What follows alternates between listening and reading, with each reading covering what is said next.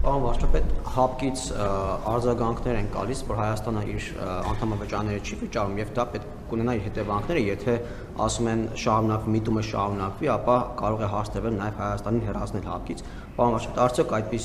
այդպիսի ընթացակարգ գոյություն եւ կարող է այդպիսի հարց առաջանալ եւ ԵԱՏՄ-ի մասով Սերգեյ Լավրովն է արձագանքել, նշելով, որ այս պահին Եվրասիական տնտեսական միության անդամ է Հայաստանը շարունակում մնալ, սակայն նա քանի որ Հայաստանը արդեն ԵՄ-ի միանալու մասին օրենք է ընդունել, ուստի հարցը հրատապ է եւ պետք է արագ լուծվի։ Պարոն վարչապետ, արդյոք դուք խոսել եք ձեր գործընկերներից ու արագ լուծում ասելով ինչ նկատի ունեն կամ դուք ինչ արագ լուծումներ եք տեսնում այս հարցում։ ՀԱՊԿ-ի հետ կապված չեմ կարող մեկնաբանություն անել, ես գիտեմ, որ ՀԱՊԿ-ից հեռացման մեխանիզմ կա, այո, գործում է եւ եթե անդամ երկրները որոշեն Հայաստանին հեռացնել, մենք ստիպված կլինենք այդ որոշումը ընդունել ի գիտություն, ուրիշ բան անելու չունենք։ ԵԱՏՄ-ի մասով էլ նախկինում բազմիցս մեկնաբանել եմ, նոր բան ասելու չկա։